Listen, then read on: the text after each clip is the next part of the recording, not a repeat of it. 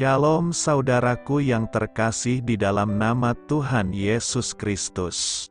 Selamat pagi, salam sejahtera untuk kita semuanya. Saya Ardi, menyambut Anda di dalam renungan Kristen Saudara Rohani. Selamat datang kembali di dalam renungan dan siraman rohani pagi hari ini. Harapan kami, semoga saudara yang terkasih dalam keadaan sehat selalu. Kiranya damai dan sukacita Roh Kudus melimpah dan tercurah di dalam hati dan pikiran saudara saat ini. Sebelum kita mulai renungan kita pada pagi ini, marilah kita bersama-sama berdoa. Selamat pagi Allah Bapa di surga, Allah yang Maha Pengasih dan Maha Baik. Terima kasih untuk penjagaan-Mu semalaman sehingga kami bisa tidur dengan nyenyak. Terima kasih untuk pagi yang indah yang Tuhan sediakan untuk kami. Tuhan, kami mau berdoa untuk sahabat, keluarga, dan rekan kami yang sedang sakit. Kiranya Tuhan berkenan untuk menjamah, Tuhan berkenan untuk menyembuhkan segala penyakit yang ada di dalam dirinya. Bagi sahabat pendengar kami yang sedang sakit, berkati juga obat yang dikonsumsi, dokter, perawat, serta keluarga yang mendampingi, biar mereka bisa menjalankan perannya dengan baik dan saudara kami bisa sembuh dan beraktivitas seperti sedia kala. Tuhan, pada hari ini, kami anak-anak-Mu akan melakukan berbagai aktivitas. Kami akan bekerja dan menjalankan tanggung jawab kami, kiranya Kau yang mampukan. Kami serahkan seluruh rencana dan agenda hari ini ke dalam tangan Tuhan. Biar Tuhan yang berkarya dan biarkan semua rencana sesuai dengan kehendak-Mu ya Tuhan Yesus yang baik. Ampuni dosa dan kesalahan kami Tuhan, jadikan kami pribadi yang lebih baik setiap harinya. Terima kasih karena telah membolehkanku untuk kembali menghirup udara segar di pagi hari ini, menikmati seluruh anugerah yang telah Engkau berikan kepadaku. Ajar kami menjadi pribadi yang lebih baik, itu semua karena kebaikan dan curahan kasih yang nyata dari Engkau di kehidupanku. Haleluya, dalam nama Tuhan Yesus, aku sudah berdoa. Amin. Sahabat pendengar saudara rohani, pembacaan ayat emas Alkitab renungan kita hari ini terambil dari kitab Mazmur 8 ayat 2 sampai dengan ayat 10. Ya Tuhan, Tuhan kami, betapa mulianya nama-Mu di seluruh bumi, keagungan-Mu yang mengatasi langit dinyanyikan. Dari mulut bayi-bayi dan anak-anak yang menyusu telah Kau letakkan dasar kekuatan karena lawan-Mu, untuk membungkamkan musuh dan pendendam. Jika aku melihat langit-Mu, buatan jari-Mu, bulan dan bintang-bintang yang Kau tempatkan, apakah manusia, sehingga Engkau mengingatnya, apakah anak manusia, sehingga Engkau mengindahkannya? Namun Engkau telah membuatnya hampir sama seperti Allah, dan telah memahkotainya dengan kemuliaan dan hormat. Engkau membuat dia berkuasa atas buatan tangan-Mu, segala-galanya telah Kau letakkan di bawah kakinya, kambing domba dan lembu sapi sekalian, juga binatang-binatang di padang, burung-burung di udara dan ikan-ikan di laut, dan apa yang melintasi arus lautan. Ya Tuhan, Tuhan kami, betapa mulianya nama-Mu di seluruh bumi. Ayat renungan kita pada pagi hari ini terambil dari kitab Mazmur 8 ayat 2 sampai dengan ayat 10. Inti dari ayat emas renungan kita adalah, Ya Tuhan, Tuhan kami, betapa mulianya nama-Mu di seluruh bumi. Mari kita mulai renungan pagi kita. Kata-kata bijak yang dapat kita petik adalah, buatan tangan Allah, Renungan kita pada hari ini ditulis dan disusun oleh Kenneth Peterson. Mari kita mulai kisah inspiratif. Pada tanggal 12 Juli tahun 2022, para ilmuwan menantikan dirilisnya gambar-gambar pertama dari kedalaman ruang angkasa yang ditangkap oleh teleskop luar angkasa James Webb versi terbaru. Teleskop canggih itu dapat menelusuri alam semesta lebih jauh daripada yang pernah dilihat umat manusia sebelumnya. Tiba-tiba muncul sebuah gambar yang memukau. Pemandangan ruang angkasa beraneka warna dari nebula Carina, dalam tampilan yang belum pernah terlihat sebelumnya. Sebagai tanggapannya, seorang astronom NASA mengutip Carl Sagan, seorang ateis terkenal, di suatu tempat, sesuatu yang luar biasa sedang menanti. Terkadang orang dapat memandang Allah, tetapi tidak melihatnya. Akan tetapi, Daud sang pemazmur memandang langit dan tahu persis apa yang dilihatnya. Keagunganmu mengatasi langit. Sagan benar ketika berkata bahwa sesuatu yang luar biasa sedang menanti. Tetapi ia gagal untuk menyadari apa yang jelas-jelas dipahami oleh Daud. Jika aku melihat langitmu, buatan jarimu, bulan dan bintang-bintang yang kau tempatkan, apakah manusia, sehingga engkau mengingatnya? Apakah anak manusia, sehingga engkau mengindahkannya? Ketika melihat gambar-gambar dari kedalaman ruang angkasa, kita sungguh terkagum. Bukan karena teknologinya, melainkan karena kita sedang menyaksikan buatan tangan Allah. Kita takjub karena di tengah luasnya ciptaan Allah, Dia menjadikan kita berkuasa atas buatan tangan-Nya.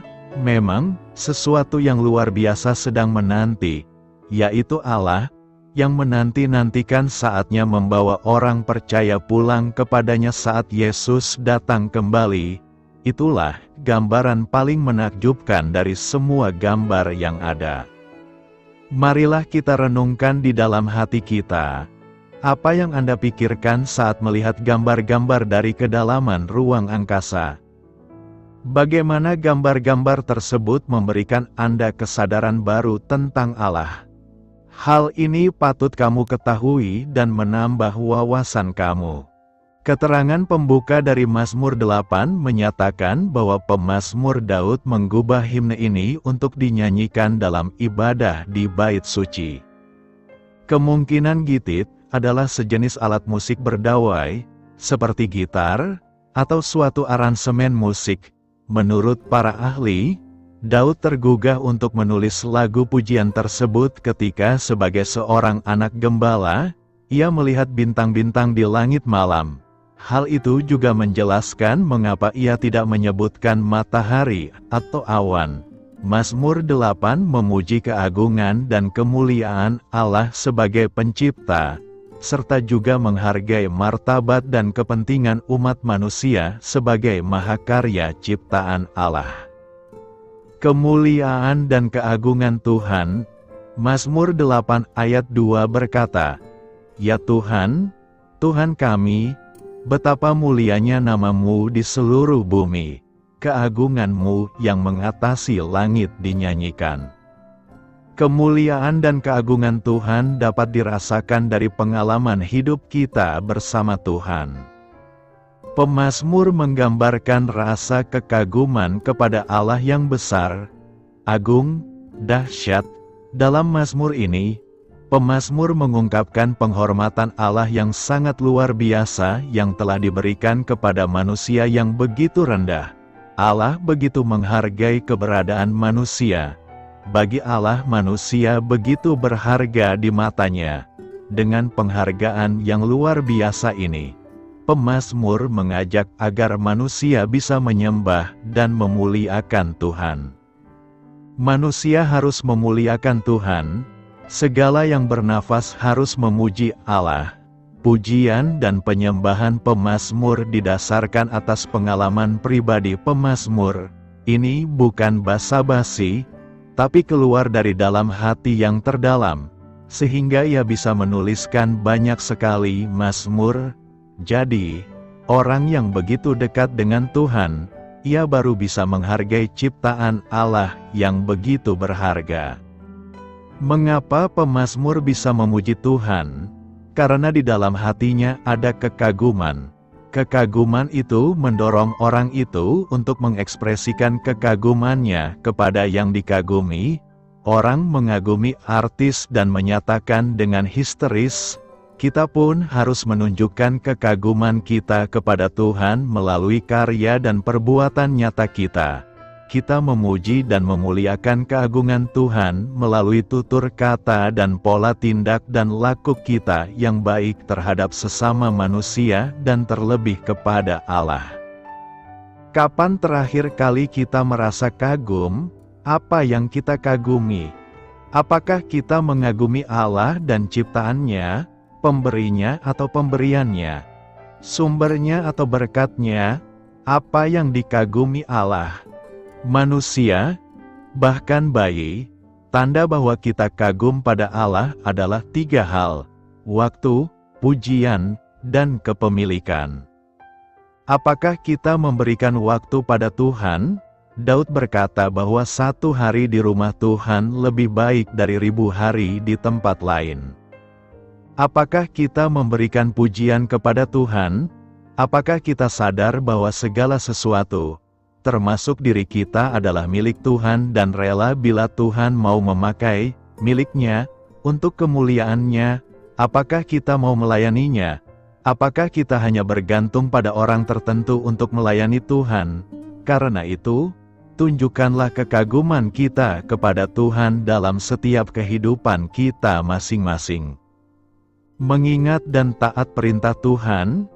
2 Petrus 3 ayat 2 berkata, supaya kamu mengingat akan perkataan yang dahulu telah diucapkan oleh nabi-nabi kudus, dan mengingat akan perintah Tuhan dan juru selamat yang telah disampaikan oleh rasul-rasulmu kepadamu.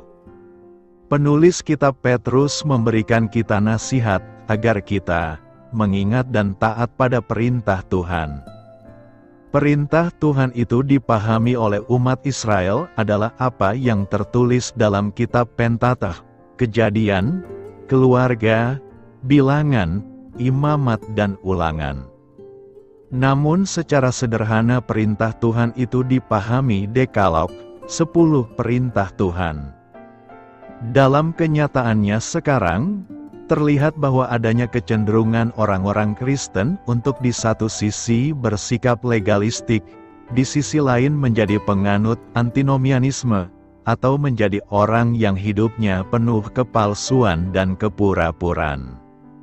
Oleh karenanya, mereka perlu ditantang kembali dengan pemahaman akan titah-titah Tuhan dalam kerangka berpikir yang baru. Orang Kristen penganut legalisme menganggap titah Tuhan harus ditaati dengan kekuatan sendiri dan menuntut orang lain melakukan praktek-praktek ketaatan yang dipaksakan dan diperberat. Ekstrim sebaliknya, orang Kristen penganut antinomianisme yang hidup bebas tanpa aturan dan ketertiban. Kehidupannya tidak disiplin sehingga tidak berbuah. Kelompok orang Kristen ini tidak memiliki integritas. Tidak ada keterpaduan antara apa yang dipercayai dengan kelakuan mereka sehari-hari. Mereka perlu memahami dengan sudut pandang yang benar terhadap titah-titah Tuhan, supaya mereka terhindar dari pemikiran dan sikap ekstrim di atas, hingga sebagai hasilnya mereka akan menjadi orang Kristen yang otentik. Orang Kristen yang dikenan dan menjadi umat kesayangan Tuhan. Pertanyaan kita sekarang adalah, apa yang harus kita lakukan untuk mengingat dan menaat perintah Tuhan ini dalam kehidupan sehari-hari? Pertama, kita harus mendengarkan.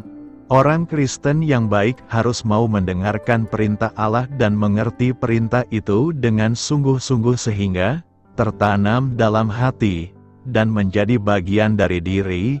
Pembelajaran ini diperoleh melalui keteraturan dalam mempelajari firman Tuhan, yaitu Alkitab, dengan pertolongan Roh Kudus sehingga firman Tuhan itu menjadi jelas bagi kita. Kedua, kita harus mematuhi. Pengetahuan saja tidaklah cukup. Selain mendengarkan, kita harus terus mematuhi ketetapan dan perintah Allah. Bila kita tidak menunjukkan keinginan untuk mematuhi perintah Allah, pada gilirannya, anak-anak kita juga tidak akan memiliki keinginan untuk mematuhi perintah kita sebagai orang tua. Ketiga, kita harus mengajarkan perintah Tuhan.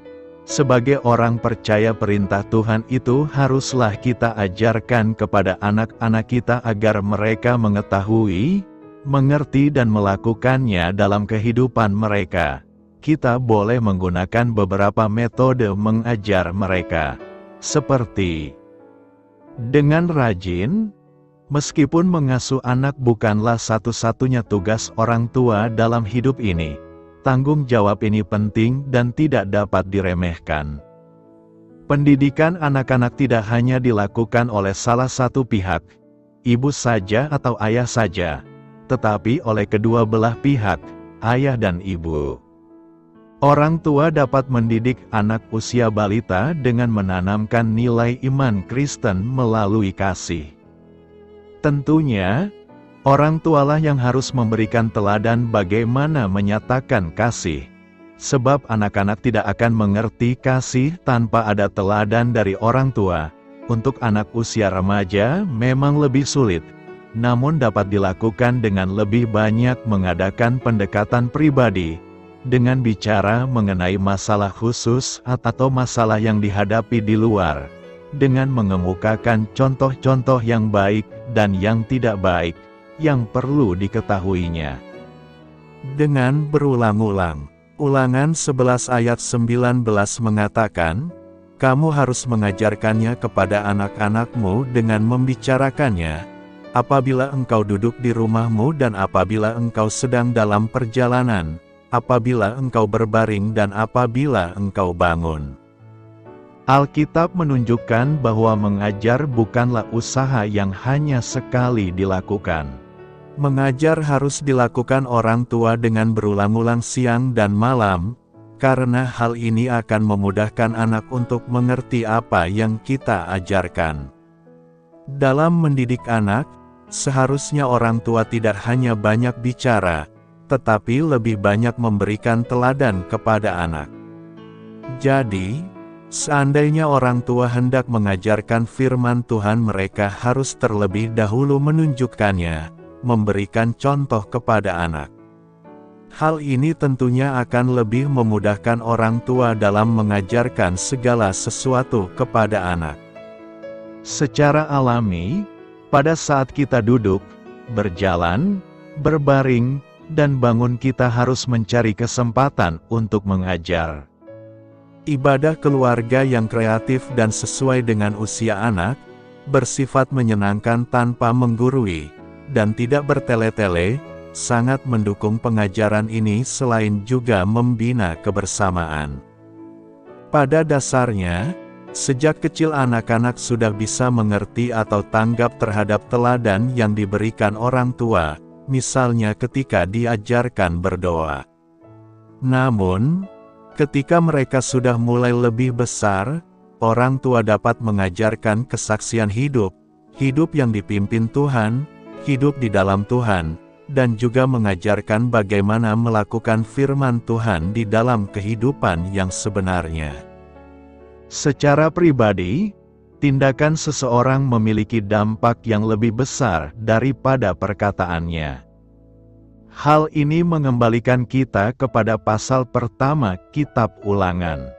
Pada saat orang tua mendengar, mematuhi, dan mengasihi, mereka memberi teladan kepada anak-anak mereka yang menguatkan apa yang dikatakan di rumah. Perhatikan kata, di rumah. Teman-teman sebaya dan guru adalah orang-orang yang penting. Tetapi, hal-hal terpenting dalam proses pengajaran dan mengasuh anak terjadi di rumah. Karena itu, perintah Tuhan itu perlu diingat, diajarkan, ditaati dan dilakukan sebagai buah dari pertumbuhan iman kita. Mengapa pemazmur bertanya, apakah arti manusia sehingga kamu memperhatikannya? Ketika kita memperhatikan Mazmur 8 ayat 4 beserta ayat-ayat di sekitarnya, kita melihat bahwa pemazmur atau Raja Daud sedang memuji Tuhan karena menganugerahkan manusia kedudukan yang begitu unggul dalam ciptaannya. Beliau menulis, "Ketika aku melihat ke langitmu, hasil karya jarimu, bulan dan bintang yang telah engkau tempatkan, apakah manusia sehingga kamu memperhatikannya, dan anak manusia yang kamu sayangi?" Dalam ayat ini, kata Ibrani yang diterjemahkan sebagai manusia, mengacu pada kemanusiaan secara umum dan menekankan kefanaan dan kelemahan umat manusia. Ketika Daud melihat keluasan dan kemegahan alam semesta, manusia tampak kecil dan tidak berarti. Mengingat keagungan dan kekekalan bulan dan bintang yang diciptakan Tuhan, Daud bertanya-tanya, apakah arti manusia sehingga engkau, ya Tuhan, memperhitungkannya? Kemudian dia menjawab pertanyaannya sendiri. Tetapi engkau menjadikan mereka sedikit lebih rendah dari Tuhan dan memahkotai mereka dengan kemuliaan dan hormat. Engkau memberi mereka tanggung jawab atas segala sesuatu yang engkau buat dan segala sesuatunya kau letakkan di bawah kekuasaan mereka. Mengingat karya tangan Tuhan dan ciptaannya yang tidak terbatas, Daud terpesona oleh kepedulian Tuhan terhadap umat manusia dan kedudukan yang Dia berikan kepada mereka untuk memerintah atas ciptaan. Tuhan yang Maha Kuasa di alam semesta begitu peduli terhadap kita, sehingga Dia menjadikan kita hanya sedikit lebih rendah dari dirinya, atau, seperti beberapa terjemahan, dibandingkan para malaikat, dan memberi kita wewenang atas ciptaannya. Mazmur 8 ayat 4 menggemakan Kejadian 1 ayat 26 dan keputusan ketuhanan Tritunggal untuk menciptakan manusia menurut gambar dan rupanya, dan memberi mereka otoritas atas seluruh ciptaan Allah.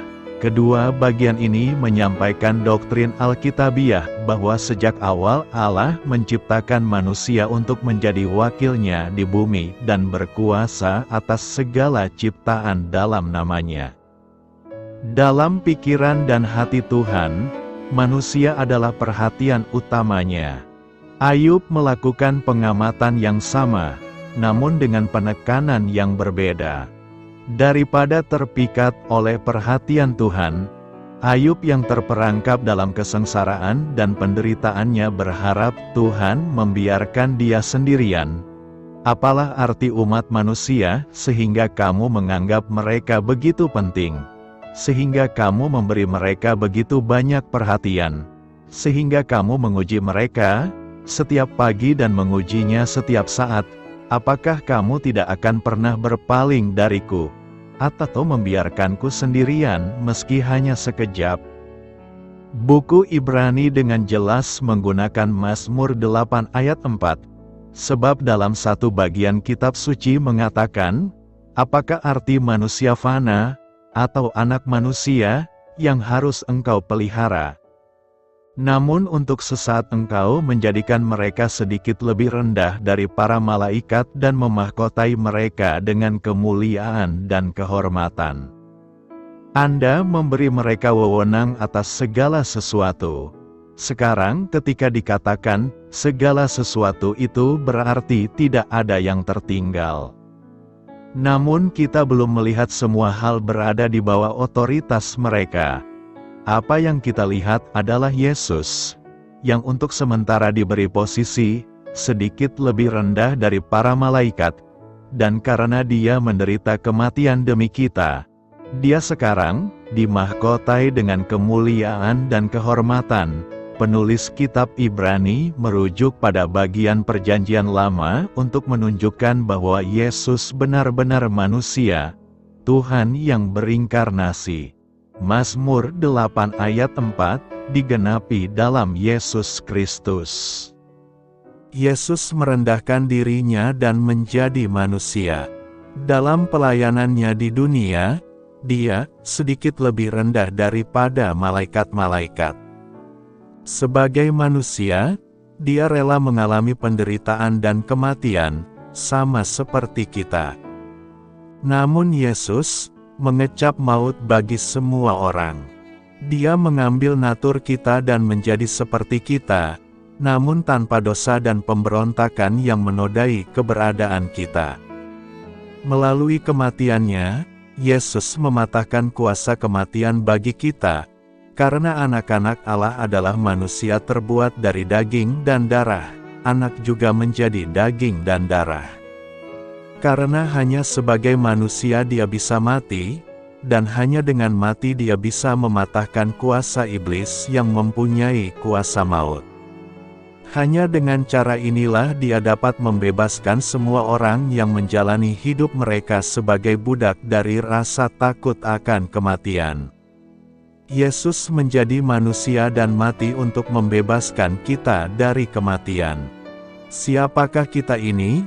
Manusia belaka sehingga Tuhan Yang Maha Esa Pencipta melibatkan dirinya begitu akrab dengan kita. Apa yang kita pelajari dari pertanyaan pemazmur? Pria apakah yang kamu pedulikan padanya? Merayakan martabat dan harga diri manusia di mata Tuhan meskipun mereka tampak tidak berarti. Bahkan dalam keadaan kita yang rendah, Tuhan sangat menghormati kita, sedemikian rupa sehingga Dia memberi kita otoritas atas ciptaan. Terlebih lagi, kita belajar bahwa kita adalah pusat perhatiannya, biji mata Allah, kita adalah ciptaan dan mahakarya Tuhan, diciptakan baru di dalam Kristus Yesus, sehingga kita dapat melakukan hal-hal baik yang telah lama direncanakannya bagi kita. Cahaya wajah Tuhan menyinari kita. Tema ini adalah gambaran dari kehadiran Tuhan dalam hidup kita. Ini bukan hanya tentang pengetahuan akan keberadaannya, tetapi juga pengalaman akan kehadirannya yang nyata dalam segala aspek kehidupan kita. Cahaya wajah Tuhan menggambarkan kasih sayang dan kehangatan ilahi yang menyinari kita. Ini mencerminkan belas kasihannya, perhatiannya, dan kepeduliannya yang tiada henti terhadap kita sebagai anak-anaknya. Cahaya wajah Tuhan adalah sumber penerangan rohani yang membawa pengertian, kebijaksanaan, dan pengetahuan akan kebenarannya. Dalam kegelapan spiritual atau kebingungan, sinar wajah Tuhan membawa pengertian yang jelas dan arah yang benar. Cahaya wajah Tuhan juga membawa perlindungan dan kedamaian. Di dalam sinarnya, kita merasa aman dan dilindungi dari bahaya serta gangguan, serta merasakan ketenangan yang mendalam dalam hati kita. Cahaya wajah Tuhan menunjukkan panduan dan pertolongannya dalam kehidupan kita.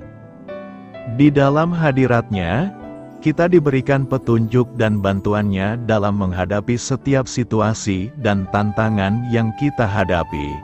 Dengan demikian, cahaya wajah Tuhan menyinari kita, mencakup berbagai aspek dari hubungan kita dengan Tuhan, membawa kasih sayang, penerangan, perlindungan, panduan, kebahagiaan, transformasi, dan pertumbuhan rohani. Ini adalah ungkapan dari kehadirannya yang penuh berkat dalam hidup kita sebagai anak-anaknya. Pertanyaan kita sekarang adalah, mengapa pemazmur memohon agar Tuhan menyinari kita dengan wajahnya? Ada beberapa latar belakang permohonan Daud untuk Tuhan menyinari wajah kita, yakni: pertama, karena Daud mengalami kondisi kesulitan. Daud sedang menghadapi tantangan atau kesulitan yang membuatnya merasa gelap dan putus asa. Dalam kegelapan itu, ia berharap agar Tuhan menyinari wajahnya, menunjukkan kehadirannya, dan memberikan penghiburan serta petunjuk. Kedua, karena Daud kekurangan kepastian, Daud sedang merasa tidak pasti atau bingung mengenai situasinya. Permohonan untuk "Wajah Tuhan menyinari kami" dapat mencerminkan keinginan untuk mendapatkan petunjuk dan kejelasan dari Tuhan dalam menghadapi masalah atau keputusan. Ketiga, karena Daud ingin dekat dengan Tuhan, permohonan Daud untuk Tuhan menyinari wajahnya juga bisa menunjukkan kerinduannya untuk mendekatkan diri kepada Tuhan. Dengan menyatakan keinginannya agar wajah Tuhan menyinari mereka, Daud mungkin sedang mencari kasih sayang, perlindungan, dan kehadirannya dalam hidupnya. Keempat, simbolisme rohani. Wajah Tuhan seringkali merupakan simbol dari kasih sayang, kehadiran, dan kekuatan ilahi. Permohonan ini bisa menjadi ungkapan keinginan Daud untuk merasakan kehadiran dan berkat Tuhan yang memimpin dan melindungi mereka dalam segala situasi.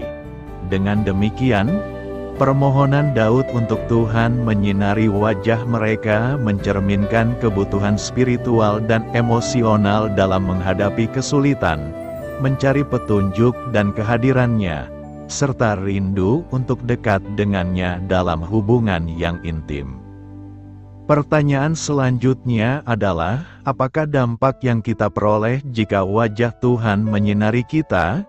Permohonan untuk wajah Tuhan menyinari kita dalam Mazmur 4 ayat 1-9 memiliki dampak spiritual dan praktis yang penting bagi orang percaya. Berikut adalah beberapa dampak yang mungkin kita alami. Pertama, kita akan memperoleh kedamaian batin. Mengalami sinar kehadiran Tuhan dalam hidup kita membawa kedamaian batin. Ketika kita merasa dekat dengan Tuhan dan menyadari bahwa Dia hadir dalam hidup kita, rasa khawatir dan kecemasan dapat berkurang, digantikan dengan ketenangan yang dalam. Kedua, kita akan memperoleh panduan rohani. Kehadiran Tuhan yang menyinari kita juga membawa panduan rohani. Kita menjadi lebih peka terhadap suara dan kehendak Tuhan dalam hidup kita, sehingga dapat mengambil keputusan yang bijaksana dan sesuai dengan kehendak-Nya. Ketiga, kita akan memperoleh kekuatan dan perlindungan. Sinar wajah Tuhan mencerminkan kekuatan dan perlindungan-Nya atas hidup kita.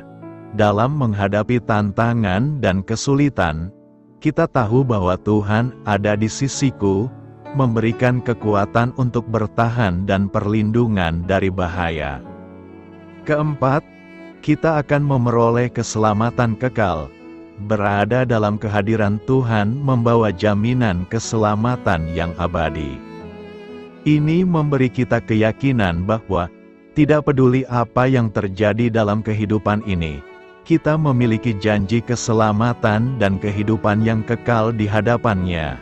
Dengan demikian, permohonan untuk wajah Tuhan menyinari kita, memiliki dampak yang luas dalam kehidupan rohani dan praktis orang percaya, membawa kedamaian, panduan, kekuatan, perlindungan, keselamatan, kedekatan, kepuasan, penghiburan, dan harapan yang hanya dapat ditemukan dalam hadirat-Nya. Renungkan, apa yang hendak kita renungkan pada Minggu Misericordias Domini ini?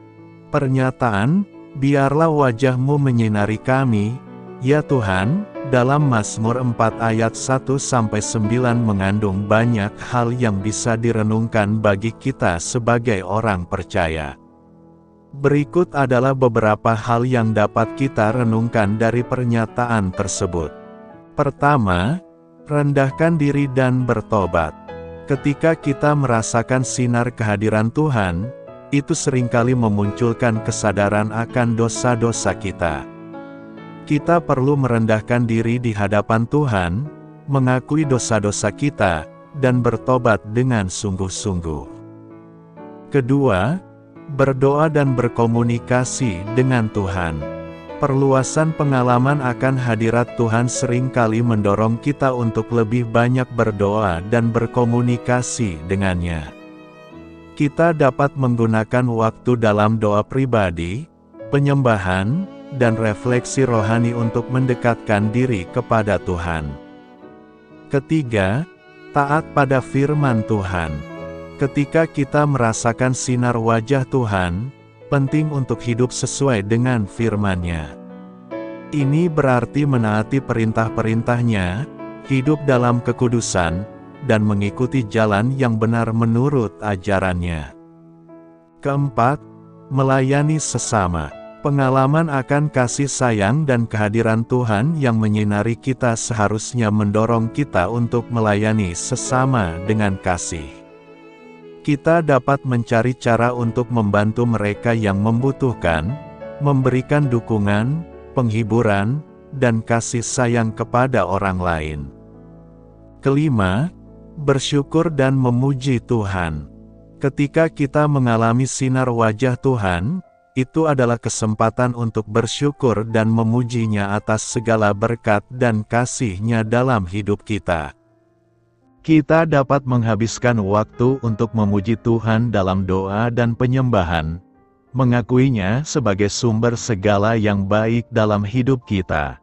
Karena itu, dengan melakukan tindakan-tindakan ini, kita dapat merespons dengan benar terhadap wajah Tuhan yang menyinari kita, hidup dalam ketaatan, melayani dengan kasih, bertumbuh dalam iman, bersyukur kepada-Nya, dan menyebarkan cahaya-Nya kepada dunia.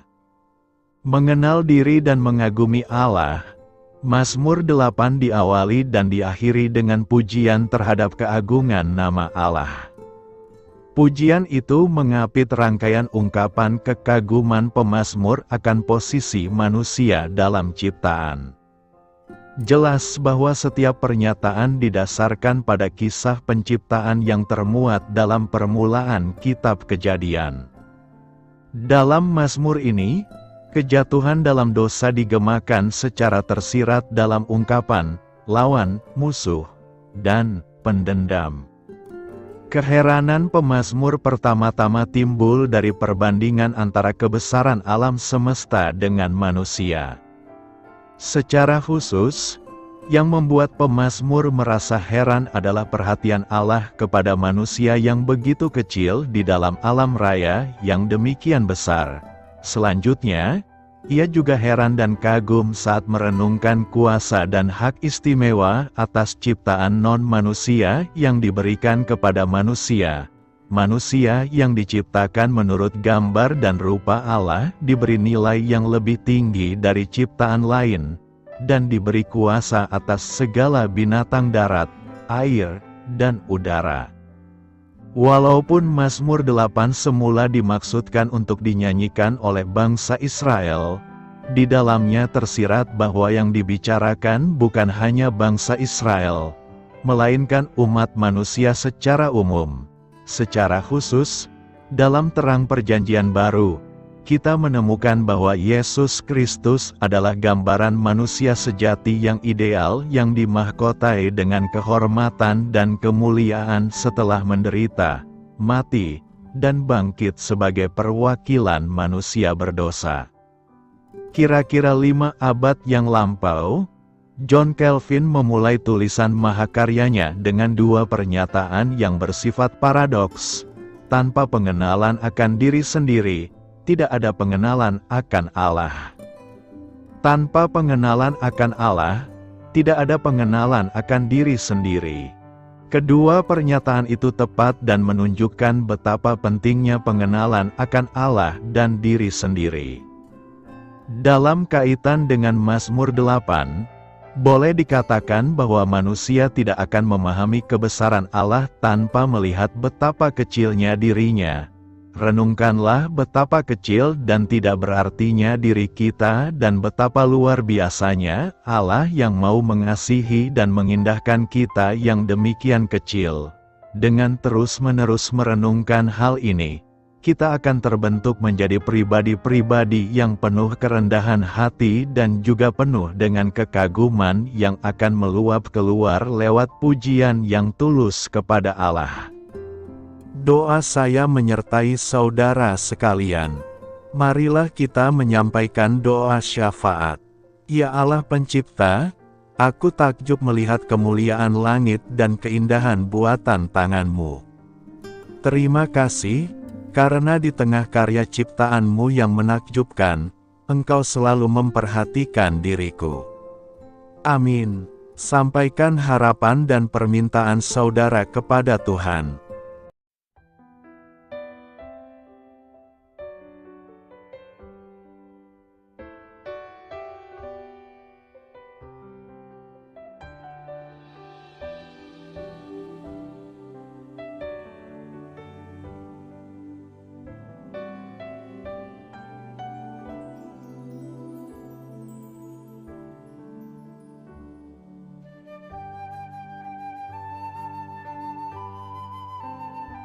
Marilah kita renungkan sahabat saudara rohani. Demikianlah renungan firman Tuhan pagi hari ini. Semoga menjadi berkat dalam hidup kita. Dan sebelum kita memulai segala aktivitas kita pagi hari ini, marilah kita berdoa. Selamat pagi Bapa, malam hari telah berganti pagi. Kehidupan baru telah Engkau berikan kembali bagi kami. Bapa Surgawi, tolonglah aku menyadari kebutuhan orang lain, supaya aku dapat membagikan apa yang telah Engkau berikan kepadaku. Pada saat aku membutuhkan, berilah aku keyakinan bahwa Engkau akan mencukupkanku, melalui orang-orang yang mengasihi-Mu, bukan karena kami pantas atau layak, namun karena kasih karunia-Mu kami boleh ada, sebagaimana kami ada di pagi hari ini. Terima kasih Tuhan, atas kesempatan baru yang telah Tuhan berikan kepada kami, untuk bisa memperbaiki diri agar kami bisa lebih layak di hadapan-Mu. Hari ini kami serahkan semua perkara dan kesulitan yang akan kami lalui ke dalam tangan-Mu.